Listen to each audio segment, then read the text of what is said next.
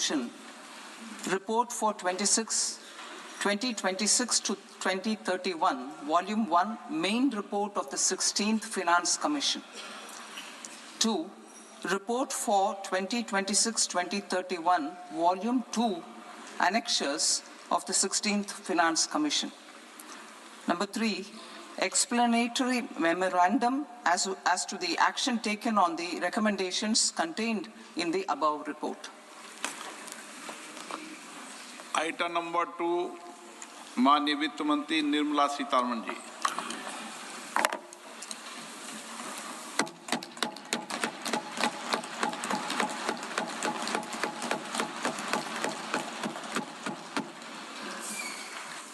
Honorable Speaker, sir, on the sacred occasion of Magh Purnima and the birth anniversary of Guru Ravidas, I present the budget for the year 2026-2027. Since we assumed office 12 years ago, India's economic trajectory has been marked by stability, fiscal discipline, sustained growth, and moderate inflation. This is the result of conscious choices we have made, even in times heightened uncertainty and disruption. Our government, led by Honorable Prime Minister Modi, has decisively and consistently chosen action over ambivalence, reform over rhetoric, and people over populism. We have pursued far-reaching structural reforms, fiscal prudence and monetary stability, whilst maintaining a strong thrust on public investment. Keeping Atmanirbharta as a lodestar, we have built domestic manufacturing capacity, energy security, and reduced critical import dependencies. Simultaneously, we have ensured that citizens benefit from every action of the government, undertaking reforms to support employment generation, agricultural productivity, household purchasing power, and universal services to people. These measures have delivered a high growth rate of around 7% and helped us make substantial strides in poverty reduction and improvement in the lives of our people. Today, we face an external environment in which trade and multilateralism are imperiled and access to resources and supply chains are disrupted. New technologies are transforming, integrate. India must also remain deeply integrated with global markets, exporting more and attracting stable long-term investment. As I begin Part A, I want to express my gratitude to the people for standing firmly with us as we forge our way together towards becoming one of the largest economies of the world.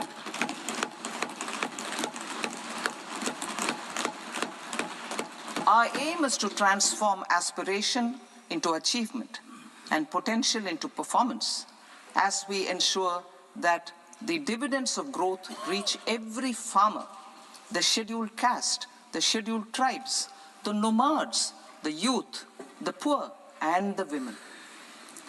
In Vikasit Bharat Young Leaders Dialogue 2026, several innovative ideas were shared with our Prime Minister, which have inspired many of the proposals, making this a unique Yuva Shakti-driven budget.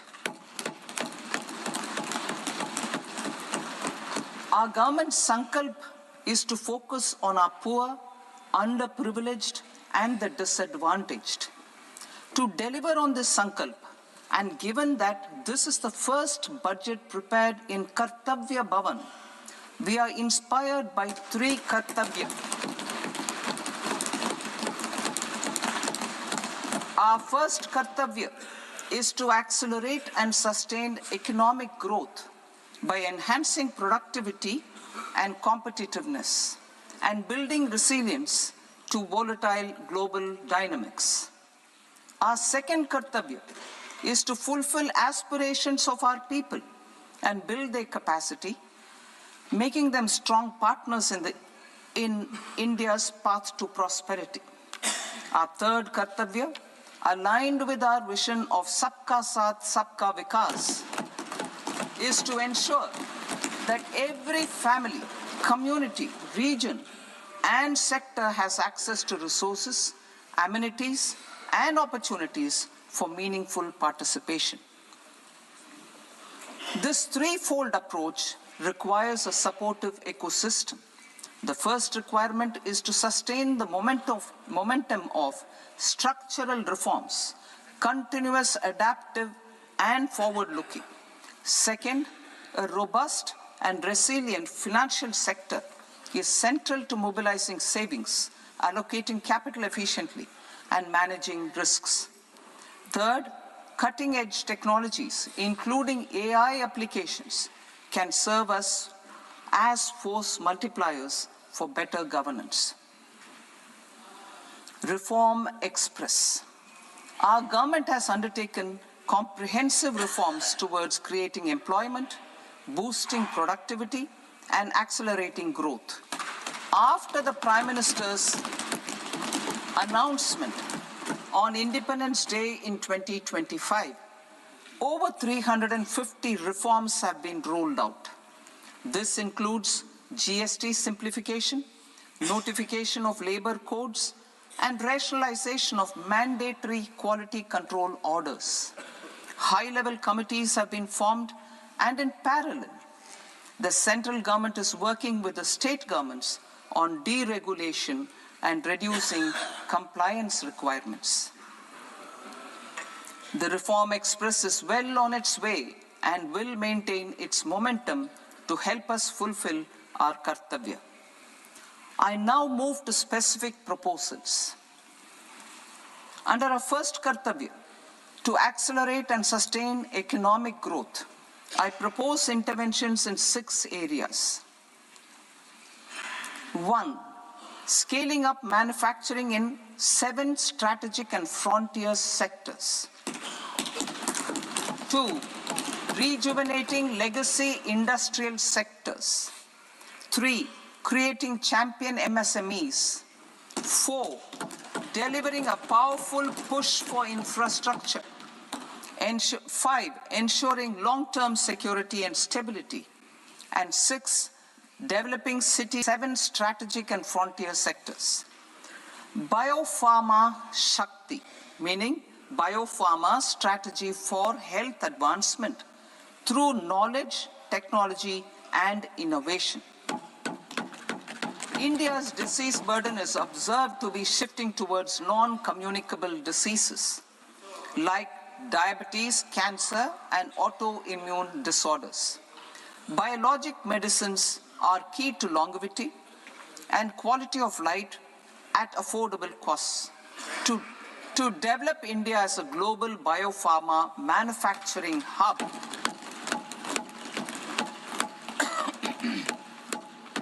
I propose the Biopharma Shakti with an outlay of 10,000 crores over the next 5 years.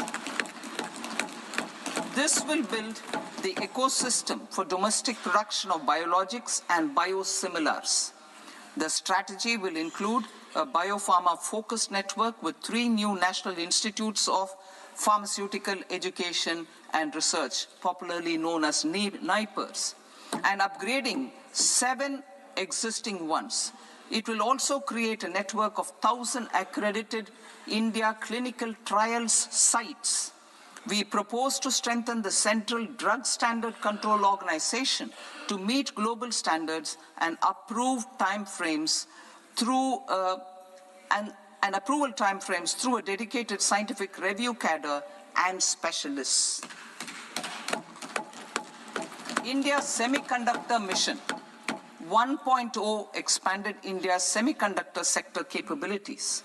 Building on this, we will launch ISM 2.0 to produce equipment and materials, design full-stack Indian IP, and fortify supply chains. We will also focus on industry-led research and training centers to develop technology and skilled workforce.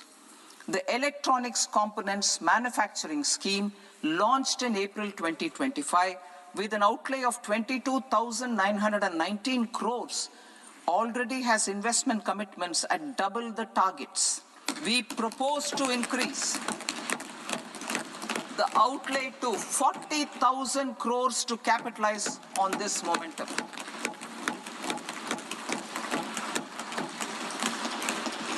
A scheme for rare earth permanent magnets was launched in 2025 November.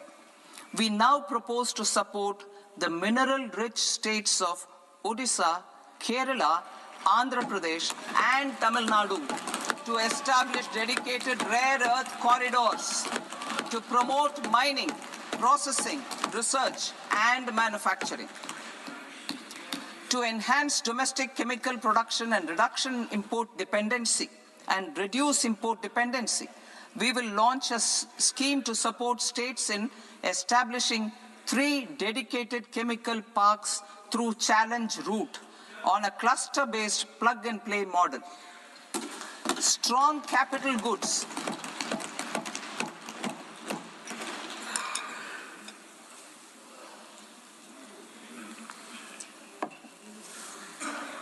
Strong capital goods capability is a determinant of productivity and quality across different sectors.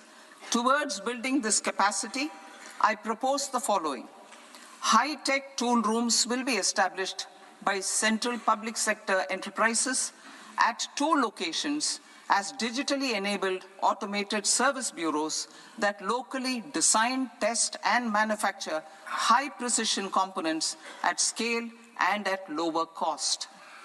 2, a scheme for enhancement of construction and infrastructure equipments will be introduced to strengthen domestic manufacturing of high value and technologically advanced CIE. This can range from lifts in a multi-storied apartment or firefighting equipment in multiplexes, large or small, and to tunnel boring equipments for building metros and high-altitude roads. I also propose a scheme for container manufacturing to create a globally competitive container manufacturing ecosystem with a budgetary allocation of 10,000 crores over a 5-year period. For the labor-intensive textile sector, I propose an integrated technology upgradation and common testing and certification centers. 3, the National Handloom and Handicraft Program to integrate and strengthen existing schemes and ensure targeted support for weavers and artisans. Tex Eco Initiative to promote globally competitive and sustainable textiles and apparels. Samarth 2.0 to modernize the upgrade the textile skilling ecosystem through collaboration with industry and academic institutions. Further, I propose to set up mega textile parks in challenge mode. They can also focus on bringing value addition to technical textiles.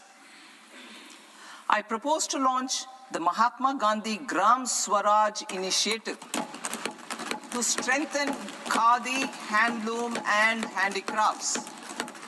This will help in global market linkage and branding. It will streamline and support training, skilling, quality of process, and production.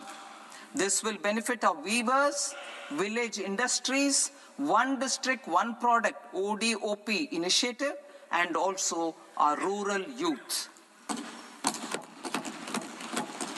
India has the potential to emerge as a global hub for high-quality, affordable sports goods. I propose a dedicated initiative for sports goods that will promote manufacturing, research, and innovation in equipment design, as well as material sciences. Rejuvenation of legacy industrial clusters. I propose to introduce a scheme to revive 200 legacy industrial clusters to improve their cost competitiveness and efficiency through infrastructure and technology upgradation. Creating champion SMEs and supporting micro enterprises. Recognizing MSMEs as a vital engine of growth, I propose a three-pronged approach to help them grow as champions. Equity support. I propose to introduce a dedicated 10,000 crores SME growth fund to create future champions, incentivizing enterprises based on select criteria.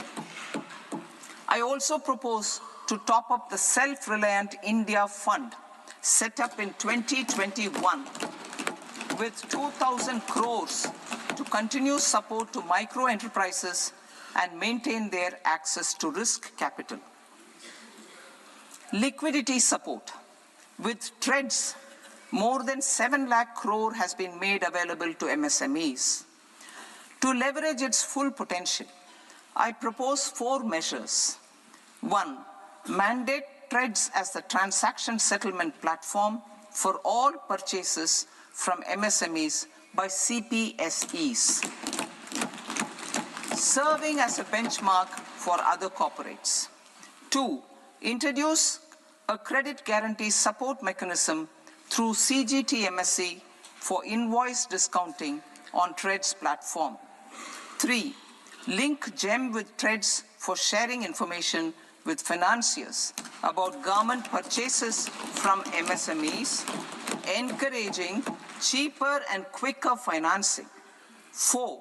Introduce TREDS receivables as asset-backed securities, helping develop a secondary market, enhancing liquidity and settlement of transactions. Professional support.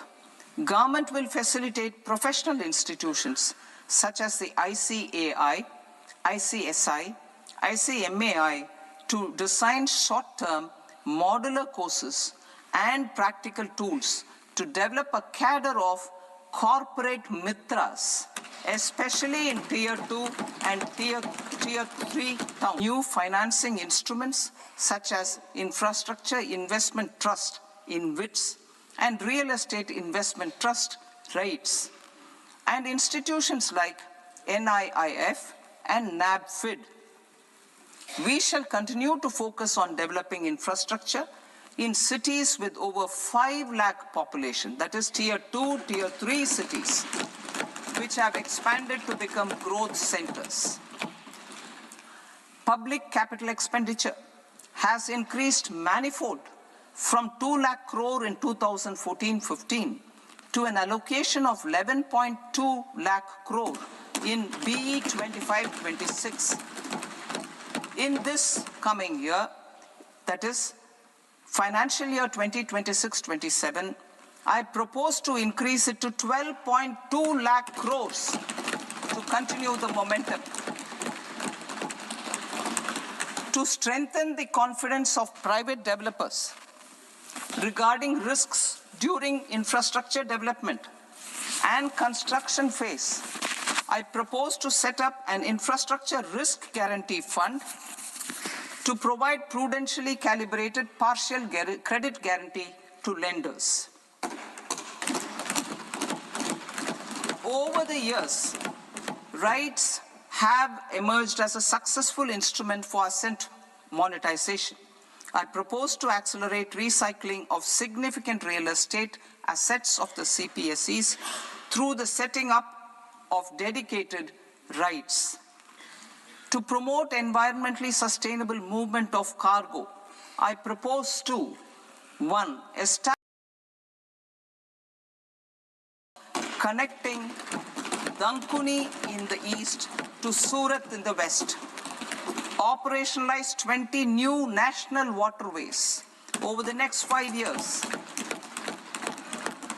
Starting with National Waterways 5 in Orissa to connect mineral-rich areas of Talcher and Angul and industrial centers like Kalinga Nagar to the ports of Paradip and Dhamra.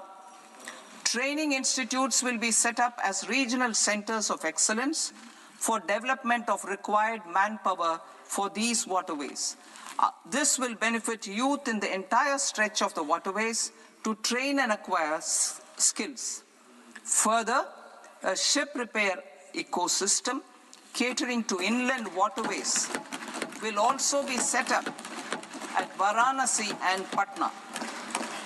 And C, launch a coastal cargo promotion scheme for incentivizing a modal shift from rail to road to increase the share of inland waterways and coastal shipping from 6% to 12% by 2047. To enhance last mile and remote connectivity and promote tourism, I propose to give incentives to indigenize manufacturing of seaplanes. A seaplane VGF scheme will be also introduced to provide support for operations. Carbon capture, utilization and storage. Aligning with the roadmap launched in December 2025, the carbon capture, utilization and storage technologies at scale will achieve higher readiness and in end-use application across 5 industrial sectors, including power, steel, cement, refineries, and chemicals. An outlay of 20,000 crore is proposed over the next 5 years for this purpose. City economic regions. Cities are India's engines of growth, innovation, and opportunities. We shall now focus on Tier 2, Tier 3 cities, and even temple towns, which need modern infrastructure and basic amenities. This budget aims to further amplify the potential of cities to deliver the economic power of agglomerations by mapping city economic regions based on their specific growth drivers. And a per CER over 5 years is proposed for implementing their plans through a challenge mode with a reform-cum-result-based financing mechanism. In order to promote environmentally sustainable passenger systems, we will develop 7 high-speed rail corridors between cities as growth connectors, namely Mumbai to Pune, Pune to Hyderabad, Hyderabad to Bengaluru, Hyderabad to Chennai, Chennai to Bengaluru, Delhi to Varanasi, Varanasi to Siliguri.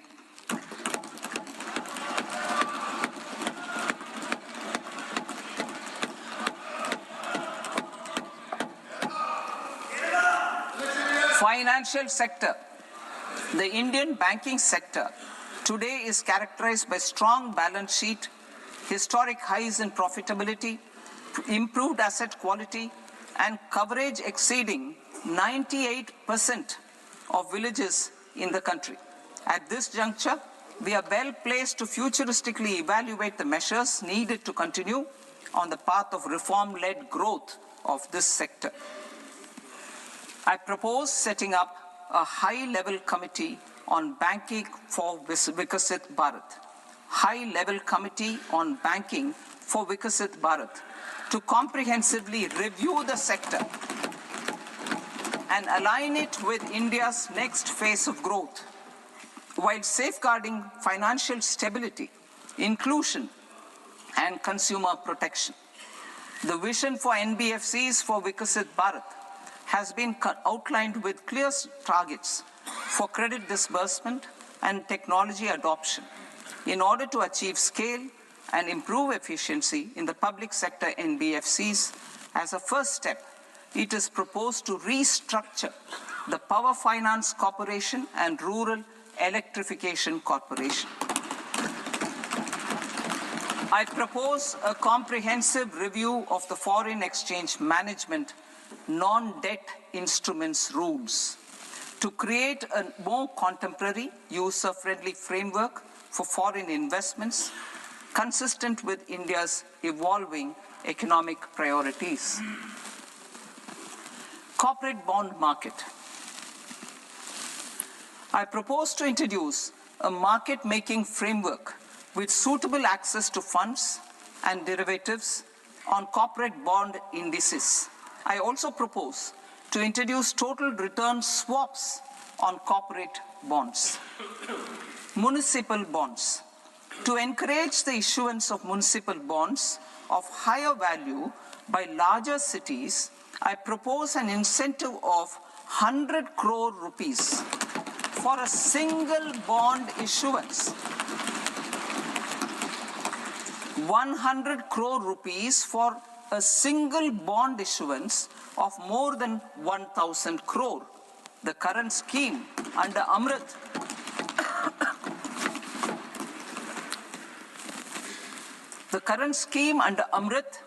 which incentivizes issuances up to 200 crores only, will also continue to support smaller and medium towns. That will also continue to support the smaller and medium towns. Ease of doing business. Individual persons resident outside India, PROI, will be permitted to invest in equity instruments of listed Indian companies through the Portfolio Investment Scheme. It is also proposed to increase the investment limit for an individual PROI under the scheme from 5% to 10%, with an overall investment limit for all individual PROIs to 24% from the current 10%. Emerging technologies including AI. 21st century is technology-driven. Adoption of technology is for the benefit of all people. Farmers in the field, women in STEM, youth keen to upskill, and Divyangjan to access newer opportunities. The government has taken several steps to support new technologies through AI Mission, National Quantum Mission, Anusandhan National Research Fund, and Research and Development and Innovation. Our government has therefore decided to place a renewed emphasis on the service sector to provide a pathway to fulfilling aspirations of a youthful India with the following measures. I propose to set up a high-powered Education to Employment and Enterprises Standing Committee to recommend measures that focus on services sector as a core driver of Vikasit Bharat. This will make us a global leader in services with a 10% global share by 2047. The committee will prioritize areas to optimize the potential for growth, employment, and exports. They will also assess the impact of emerging technologies, including AI, on jobs and skill requirements and propose measures thereof. To create a range of skilled career pathways, a new range of skilled career pathways for our youth, I propose interventions in the following sectors. Health. Existing institutions for allied health professionals will be upgraded and new AHP institutions established in private and government sectors. This will cover 10 selected disciplines, including optometry, radiology, anesthesia, OT technology, applied psychology, and behavioral health, and add 1 lakh AHPs over the next 5 years. A strong care system covering geriatric and allied care services will be built. A variety of NSQF-aligned programs will be developed to train multi-skilled caregivers, combining core care and allied skills such as wellness, yoga, and operation of medical assistive devices. In the coming year, 1.5 lakh caregivers will be trained.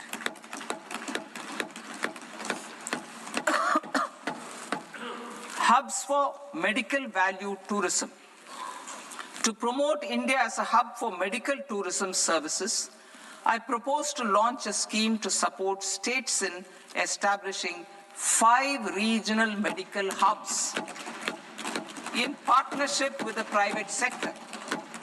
These hubs will serve as integrated healthcare complexes that combine medical, educational, and research facilities. They will have Ayush centers, medical value tourism facilitation centers, and infrastructure for diagnostics, post-care, and rehabilitation. These hubs will provide diverse opportunities, job opportunities for health professionals, including doctors and AHPs. Ancient Indian yoga, already respected in several parts of the world, was given a mass global recognition when Honorable Prime Minister took it to the UN. Post-COVID, Ayurveda gained a similar global acceptance and recognition.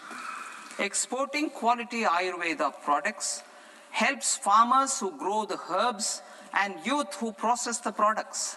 To meet growing global demand, a few more steps are being taken. I propose to 1. Set up 3 new All India Institutes of Ayurveda. 2. Upgrade Ayush pharmacies and drug testing labs for higher standards of certification ecosystem and make available more skilled personnel. 3. Upgrade the WHO Global Traditional Medicine Center in Jamnagar to bolster evidence-based research, training, and awareness for traditional medicine. Animal husbandry. Livestock contributes to close to 16% of farm income, including and breeding facilities in private sector. Collaboration between Indian and foreign institutions will also be facilitated. Orange economy. India's animation, visual effects, gaming, and comics sector, AVGC sector, is a growing industry projected to require 2 million professionals by 2030. I propose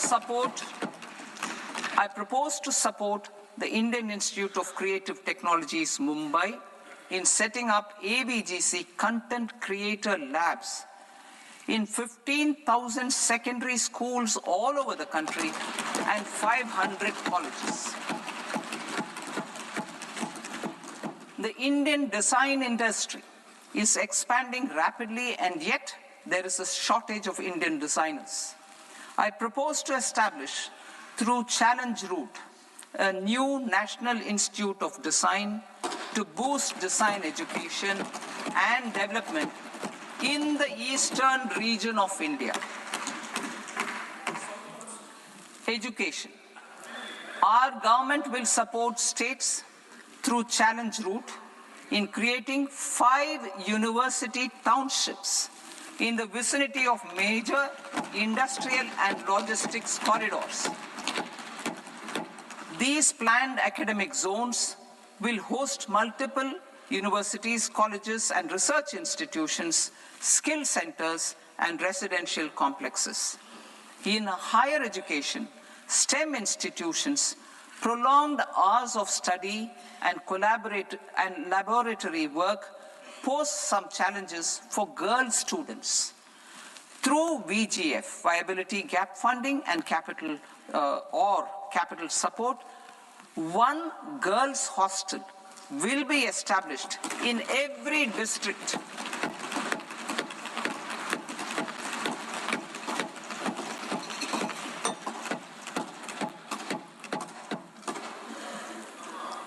To promote astrophysics and astronomy via immersive experiences, 4 telescope infrastructure facilities will be set up or upgraded. The National Large Solar Telescope, the National Large Optical Infrared Telescope, the Himalayan Chandra Telescope, and the Cosmos 2 Planetarium. Tourism. The tourism sector has the potential to play a large role in the employment generation, forex earnings, and expanding the local economy. I propose to set up a National Institute of Hospitality by upgrading the existing National Council for Hotel Management and Catering Technology. It will function as a bridge between academia, industry, and government. I also propose a pilot scheme for upskilling 10,000 guides in 20 iconic tourist sites through a standardized, high-quality, 12-week training course in hybrid mode in collaboration with the Indian Institute of Management.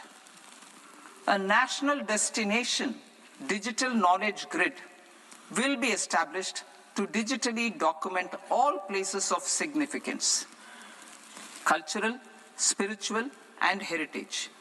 This initiative will create a new ecosystem of jobs for local researchers, historians, content creators, and technology partners. India has the potential and opportunity to offer world-class trekking and hiking experience. We will develop ecologically sustainable mountain trails in Himachal Pradesh, Uttarakhand, and Jammu Kashmir. Also in Araku Valley in the Eastern Ghats and Podigai Malai in the Western Ghats. Turtle trails along key nesting sites in the coast of Odisha, Karnataka, and Kerala. And 3 bird watching trails along the Pulikat Lake in Andhra Pradesh, Tamil Nadu. It's on the border. Under the visionary leadership of Honorable Prime Minister, we established the International Big Cat Alliance in 2024. This year, India is hosting the first ever Global Big Cat Summit, where heads of governments and ministers from 95 range countries will deliberate on collective strategies for conservation. Heritage and culture tourism. I propose to develop 15 archaeological sites, including Lothal, Dolavira, Rakhi Gadi, Adichanallur, Saranath, Hastinapur, and Leh Palace into vibrant experiential cultural destinations. Excavated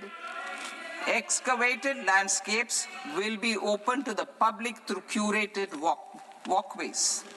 Immersive storytelling skills and technologies will be introduced to help conservation labs, interpretation centers, and guides.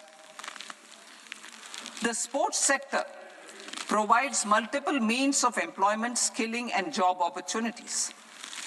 Taking forward the systematic nurturing of sports talent, which is set in motion through the Khelo India program earlier, I propose to launch a Khelo India mission to transform the sports sector over the next decade.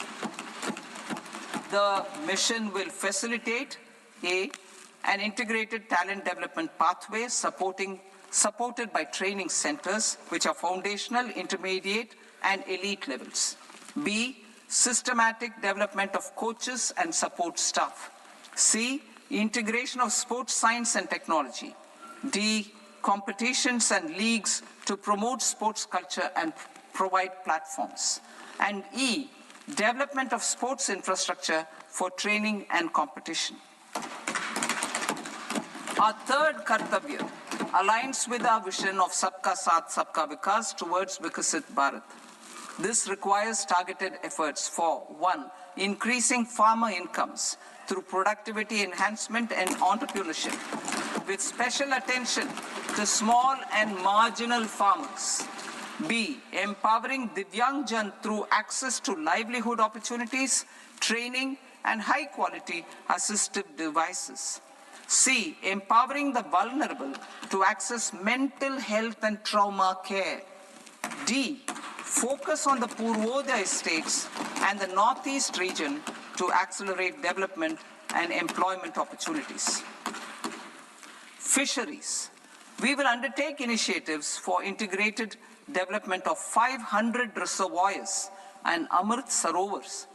2, strengthen the fisheries value chain in coastal areas and enable market linkages involving startups and women-led groups together with fish farmer producer organizations.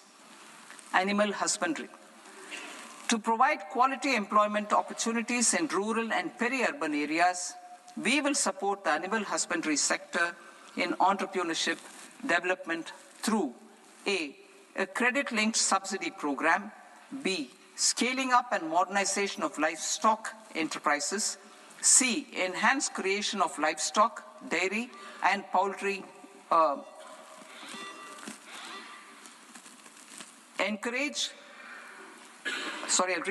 enhanced creation of livestock, dairy, and poultry-focused integrated value chains, and D, encourage creation of livestock farmer-producer organizations. High-value agriculture. To diversify farm outputs, increase productivity, enhance farmers' incomes, and create new employment opportunities, we will support high-value crops such as coconut, sandalwood, cocoa, cashew in the coastal areas, agar trees in Northeast, and nuts such as almonds, walnuts, and pine nuts in our hilly regions. These, all of them, will be supported. India is the world's largest producer of coconuts. About 30 million people, including nearly 10 million farmers, depend on coconuts for their livelihood. To further enhance competitiveness in coconut production, I propose a coconut promotion scheme to increase production and enhance productivity through various interventions, including replacing and non-productive trees with new saplings or plants or varieties in major coconut growing states. A dedicated program is proposed for Indian cashew and cocoa to make India self-reliant in raw cashew and coconut production and processing, enhance export competitiveness, and transform Indian cashew and Indian cocoa into premium global brands by 2030. Sandalwood. Sandalwood is closely linked to India's social and cultural heritage.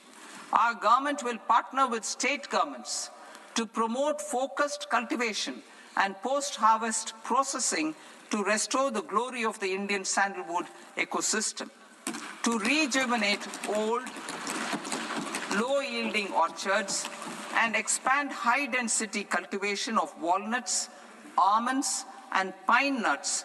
We will support a dedicated program to enhance farmer incomes and in bringing value addition by engaging youth. Bharat Vistar, that is virtually integrated system to access agricultural resources. I propose to launch Bharat Vistar, a multilingual AI tool that shall integrate the AgriStack portals and the ICAR package on agricultural practices with AI systems. This will enhance farm productivity, enable better decisions for farmers, and reduce risk by providing customized advisory support. She Marts for rural women-led enterprises. Building on the success of Lakpati Didi program, I propose to help women take the next step from credit-linked livelihoods to being owners of enterprises. Self-help entrepreneur, She Marts will be set up as community-owned retail outlets within the cluster level federations through enhanced and innovative financing instruments. Empowering Divyangjan. Divyangjan Kaushal Yojana. Information technology, AVGC sectors, hospitality and food and beverages sectors often offer task-oriented and process-driven roles which are suitable for Divyangjan. We will ensure dignified livelihood opportunities through industry-relevant and customized training specific to each Divyangjan group. Divyang Sahara Yojana. Timely access to high-quality assistive devices for all eligible Divyangjan is a fundamental need. I propose to 1. Support the Artificial Limbs Manufacturing Corporation of India, ALIMCO, to set up and to scale up production of assistive devices, invest in R&D and AI integration, strengthen PM Divyasha Kendras, and support setting up of assistive technology marts as modern retail style centers where Divyangjan and senior citizens can see, try and purchase assistive products. Reaffirming our commitment to mental health and trauma care. There are no national institutes for mental health care in North India. We will therefore set up a NIMHANS 2 and also upgrade national mental health institutes in Ranchi and in Tezpur as regional apex institutions. Emergencies expose families, particularly the poor and vulnerable, to unexpected expenditure. We will strengthen and increase these capacities by 50% in district hospitals by establishing emergency and trauma care centers. Focus on Purvodaya states and northeastern regions. Purvodaya, northeastern region is a civilizational confluence of Theravada and Mahayana or Vajrayana traditions. I propose to launch a scheme for development of Buddhist circuits in Arunachal Pradesh, Sikkim, Assam, Manipur, Mizoram, and Tripura. The scheme will cover preservation of temples and monasteries, pilgrimage interpretation centers, connectivity, and pilgrim amenities. 16th Finance Commission. On 17th November 2025, the 16th Finance Commission submitted its report to the President. As mandated under Article 281 of the Constitution, the government is to lay the report along with the explanatory memorandum on the action taken report on the recommendations of the Commission in Parliament, which, Sir, Honourable Speaker, you've allowed me to do at the commencement of this session. The government has accepted the recommendation of the Commission to retain the vertical share of devolution at 41%. As recommended by the Commission, I have provided 1.4 lakh crores of rupees to the states for the year 2026-2027 as Finance Commission grants. These include rural and urban local body and disaster management grants. Fiscal consolidation. Government has been delivering on our fiscal commitments consistently without compromising on social needs. To strive towards accepted standards of fiscal management in Budget 25-26, I had indicated that the central government would target reaching a debt to GDP ratio of 50 plus or minus 1% by 2030-31. In line with this, the debt to GDP ratio is estimated to be 55.6% of GDP in BE 26-27, compared to 56.1% of GDP in RE 25-26. A declining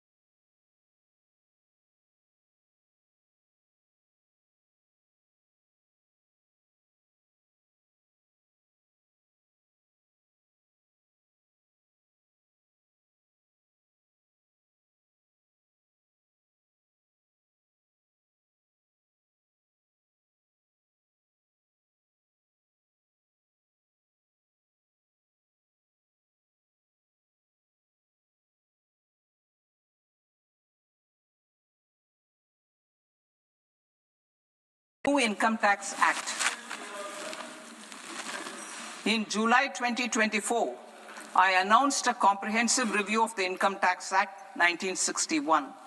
This was completed in a record time, and the Income Tax Act 2025 will come into effect from 1st April 2026. The simplified income tax rules and forms will be notified shortly, giving adequate time to taxpayers to acquaint themselves with its requirements. The forms have been redesigned such that ordinary citizens can comply without difficulty. Ease of living. I propose that any interest awarded by the Motor Accident Claims Tribunal to a natural person will be exempt from income tax, and any TDS on this account will be done away with. I propose to reduce TCS rate on the sale of overseas tour program package from the current 5% and 20% to 2% without any stipulation of amount. I propose to reduce TCS rate for pursuing education and for medical purposes under the Liberalized Remittance Scheme, popularly known as LRS, from 5% to 2%. Supply of manpower services is proposed to be specifically brought within the ambit of payment to contractors for the purpose of TDS to avoid ambiguity. Thus, TDS on these services will be at the rate of either 1% or 2% only. I propose a scheme for small taxpayers, wherein a rule-based automated process will enable obtaining a lower or nil deduction certificate instead of filing an application with the assessing officer.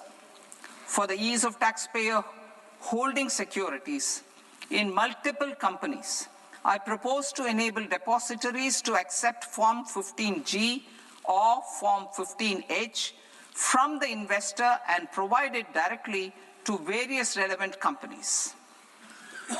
I propose to extend time available for revising returns from 31st December to up to 31st March with the payment of a nominal fee.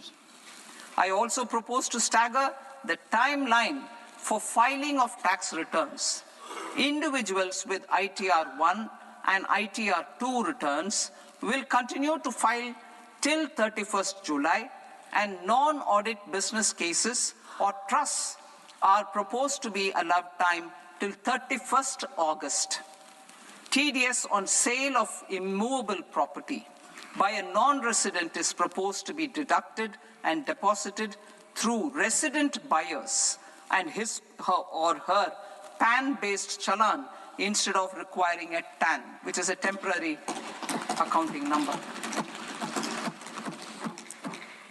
To address practical issues of small taxpayers like students, young professionals, tech employees, relocated NRIs, and such others, I propose to introduce a one-time 6-month foreign asset disclosure scheme for these taxpayers to disclose income or assets below a certain size. This scheme would be applicable for two categories of taxpayers, namely, A, who did not disclose their overseas income or assets, and B, who disclosed their overseas income and or paid due tax but could not declare the asset acquired. For category A, the limit of undisclosed income or asset is proposed to be up to 1 crore rupees. They need to pay 30% of fair market value of asset or 30% of undisclosed income as tax and 30% as additional income tax in lieu of penalty, and would thereby get immunity from prosecution. For category B, asset value is proposed to be up to 5 crore rupees. Here, immunity from both penalty and prosecution will be available with a payment of fee of 1 lakh rupees. Rationalizing penalty and prosecution. Multiplicity of proceedings are hindrance to the ease of doing business. I propose to integrate assessment and penalty proceedings by way of a common order for both. There will be no interest liability on the taxpayer on the penalty amount for the period of appeal before the first appellate authority, irrespective of the outcome of appeal process. Further, quantum of prepayment is being reduced from 20% to 10% and will continue to be calculated only on core tax demand. As an additional measure for reducing litigation, I propose to allow taxpayers to update their returns even after reassessment proceedings have been initiated, and an additional 10% tax rate over and above the rate applicable for the relevant year. The assessing officer will then use only this updated return in his proceedings. There is already a framework for immunity from penalty and prosecution in the cases of underreporting. I propose to apply this framework for immunity to misreporting too. However, in such a case, the taxpayer will need to pay 100% of the tax amount as an additional income tax over and above the tax and interest due. Penalties for certain technical defaults, such as failure to get accounts audited, non-furnishing of transfer pricing audit report, and default in furnishing statement for financial transactions are proposed to be converted into fee.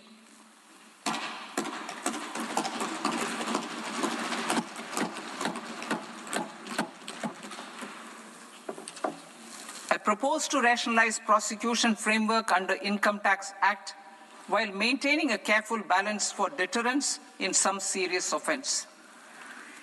Non-production of books of account and documents and requirement of TDS payment where payment is made in kind are being decriminalized. Further, minor offenses will attract fine only. The remaining prosecutions will be graded commensurate with the quantum of offense. They will entail only simple imprisonment with maximum imprisonment reduced to 2 years and power to courts to convert even those into fines. There is no penalty. There's no penalty presently for non-disclosure of non-immovable foreign assets with aggregate value less than 20 lakh rupees. I propose to also provide them with immunity from prosecution with retrospective effect from 1/10/2024.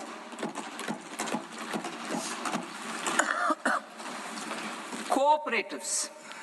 Deduction is already allowed to a primary cooperative society engaged in supplying milk, oilseeds, fruits or vegetables raised or grown by its members. I propose to extend this deduction to also include supply of cattle feed and cotton seed produced by its members. I propose to allow inter-cooperative society dividend income as deduction under the new tax regime to the extent it is further distributed to its members.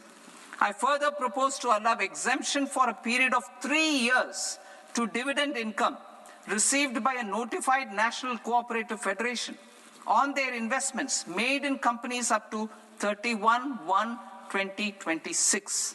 This exemption would be allowed only for dividends further distributed to its member cooperatives. Supporting IT sector as India's growth engine. India is a global leader in software development services, IT-enabled services, knowledge process outsourcing services, and contract R&D services relating to software development. These businesses and their segments are quite interconnected with each other. All these services are proposed to be clubbed under a single category of information technology services with a common safe harbor margin of 15.5% applicable to all. The threshold for availing safe harbor for IT services is being Once applied by an IT services company, the same safe harbor can be continued for a period of 5 years at a stretch at its choice. For IT services companies who want to conclude advanced pricing agreement, APA, I propose to fast-track unilateral APA process for IT services and endeavor to conclude it within a period of 2 years. The period of 2 years can be extended by a further period of 6 months on taxpayers' request. I propose to extend the facility of modified returns available to the entity entering APA to its associated entities also. Attracting global business and investment. Recognizing the need to enable critical infrastructure and boost investment in data centers, I propose to provide tax holiday till 2047 to any foreign company that provides cloud services to customers globally by using data center services from India. It will, however, need to provide services to Indian customers through an Indian reseller entity. I also propose to provide a safe harbor of 15% on cost in case the company providing data center services from India is a related entity. To harness the efficiency of just-in-time logistics for electronic manufacturing, I propose to provide safe harbor to non-residents for component warehousing in a bonded warehouse at a profit margin of 2% of the invoice value. The resultant tax of about 0.7% will be much lower than in competing jurisdictions. To provide fillip to toll manufacturing in India, I propose to provide exemption from income tax for 5 years to any non-resident who provides capital goods, equipment, or tooling to any toll manufacturer in a bonded zone. To encourage vast pool of global talent to work in India for a longer period of time, I propose to provide exemption to global, non-India sourced income of a non-resident expert for a stay period of 5 years under notified schemes. I propose to provide exemption from minimum alternate tax, the MAT, to all non-residents who pay tax on presumptive basis. Tax administration. I propose to constitute a joint committee of Ministry of Corporate Affairs and Central Board of Direct Taxes for incorporating the requirements of income computation and disclosure standards, the ICDS, in the Indian Accounting Standards, IND AS itself. Separate accounting requirement based on ICDS will be done away with from the tax year 27-28. To support Prime Minister Modi's vision of homegrown accounting and advisory firms to become global leaders, I propose to rationalize the definition of accountant for the purposes of safe harbor rules. Other tax proposals. Change in taxation of buyback was brought in to address the improper use of buyback route by promoters. In the interest of minority shareholders, I propose to tax buyback for all types of shareholders as capital gains. However, to disincentivize misuse of tax arbitrage, promoters will pay an additional buyback tax. This will make effective tax 22% for corporate promoters. For non-corporate promoters, the effective tax will be 30%. TCS rate for sellers of specific goods, namely alcoholic liquor, scrap, and minerals, will be rationalized to 2%, and that on Tendu leaves from 5% to 2%. I propose to raise the STT on futures to 0.05% from the present 0.02%. STT on options premium and exercise of options are both proposed to be raised to 0.15% from the present rate of 0.1% and 0.125% respectively. We reformed the taxation landscape for corporates in 2019 by providing them a simplified regime with lower tax rate so that they could productively focus on business rather than on claim of deductions and exemptions. To encourage companies to shift to the new regime, set-off of brought forward MAT credit, minimum alternate tax credit, is proposed to be allowed to companies only in the new regime. Set-off using available MAT credit is proposed to be allowed to an extent of 1/4 of the tax liability in the new regime. MAT is proposed to be made final tax, so there will be no further credit accumulation from 1st April 2026. In line with this change, the rate of final tax is being reduced to 14% from the current MAT rate of 15%.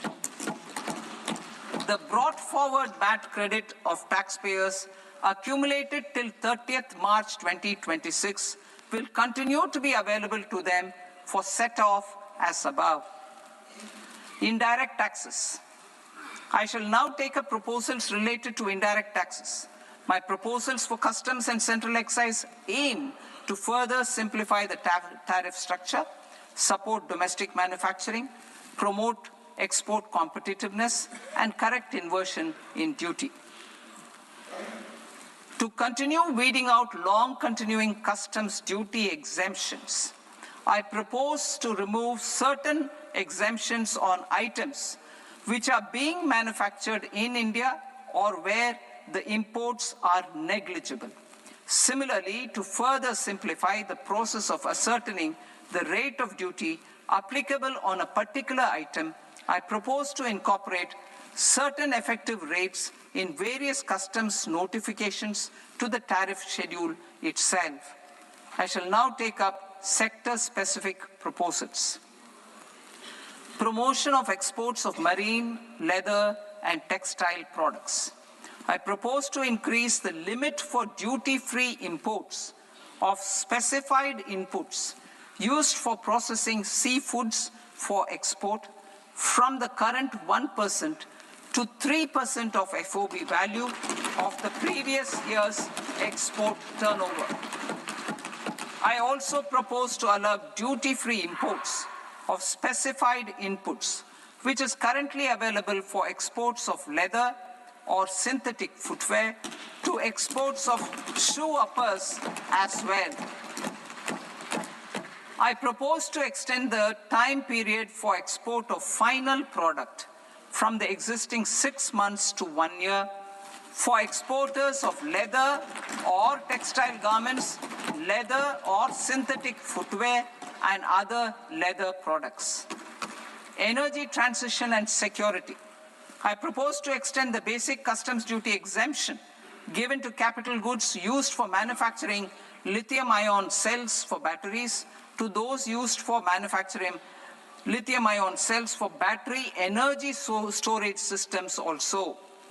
I propose to exempt basic customs duty on import of sodium antimonate for use in manufacture of solar glass. Nuclear power.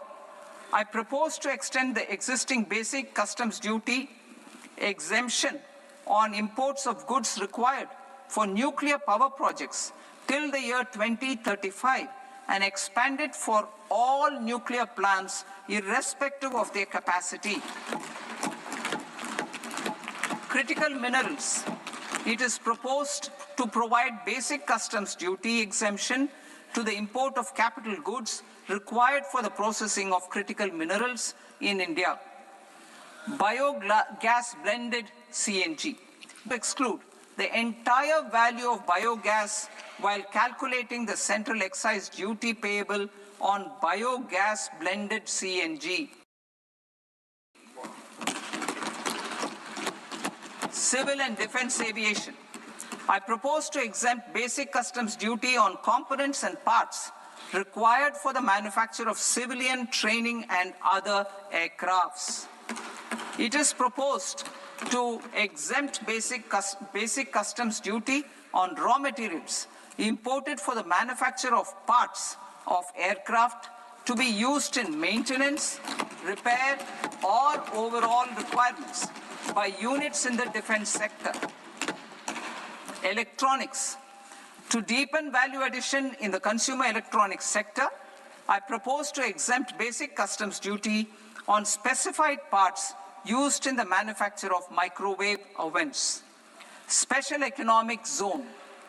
To address the concerns arising about utilization of capacity by manufacturing units in the special economic zones due to global trade disruptions, I propose as a special one-time measure to facilitate sales by eligible manufacturing units in SEZs to the domestic tariff area at concessional rates of duty.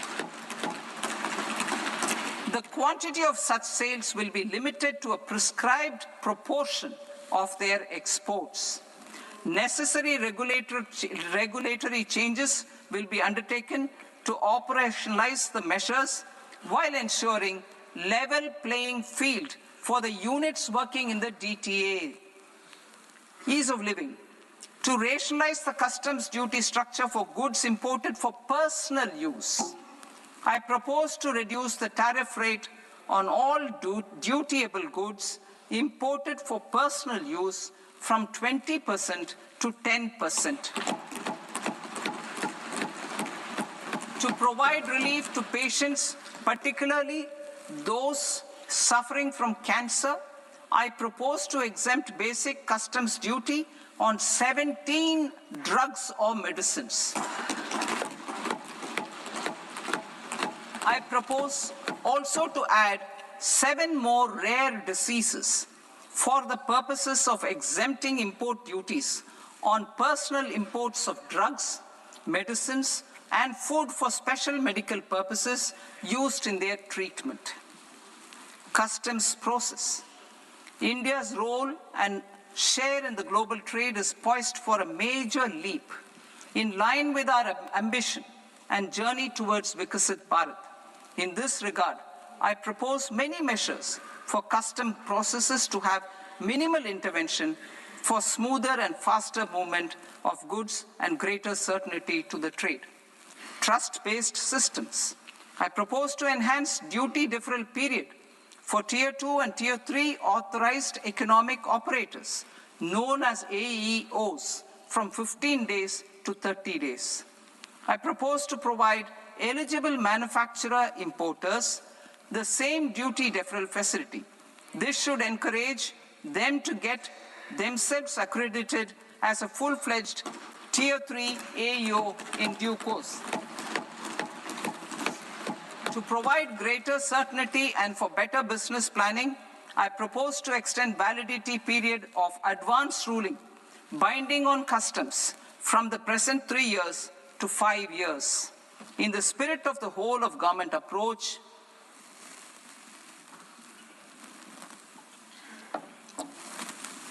government agencies will be encouraged to leverage AEO accreditation for preferential treatment in clearing their cargo.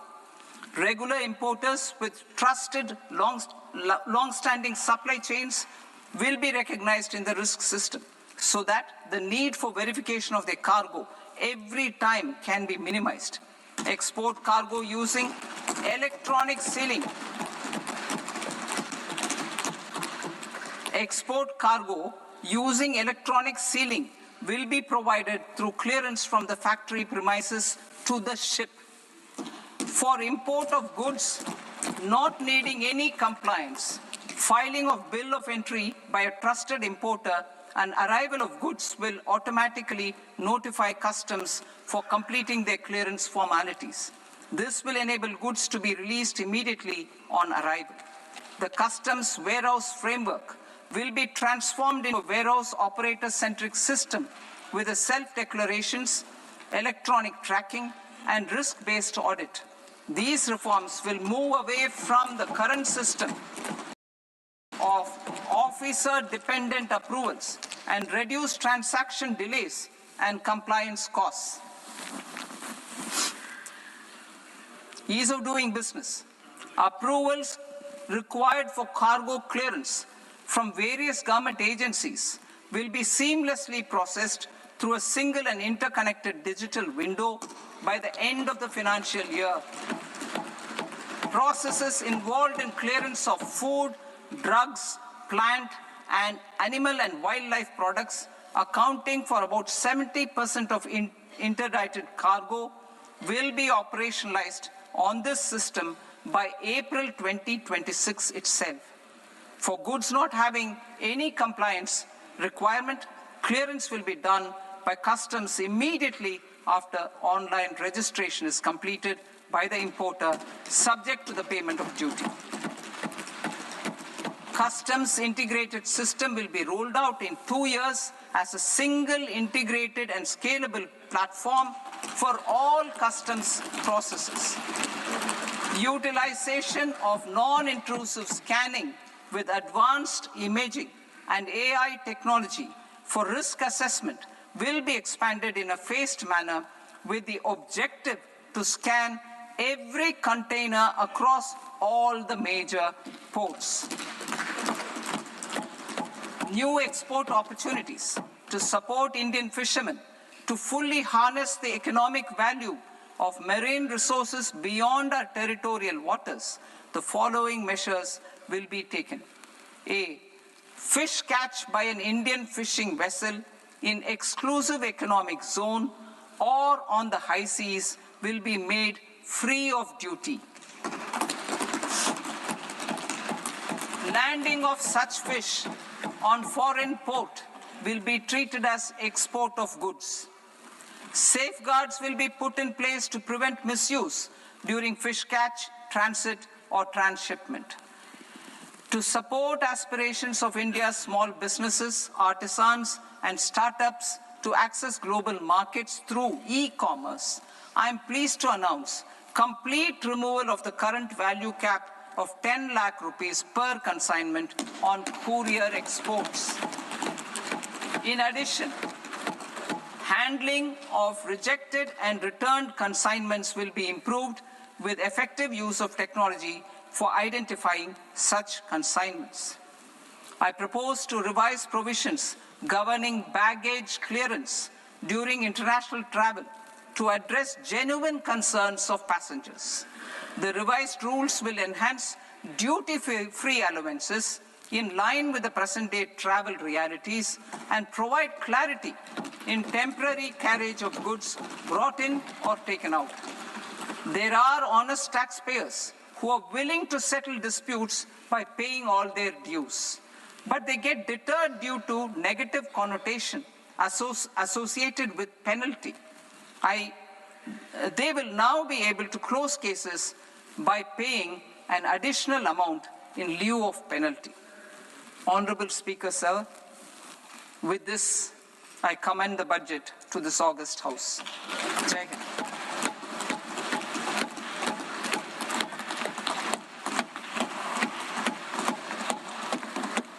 One and a half hours. Item number 3, माननीय वित्त मंत्री जी.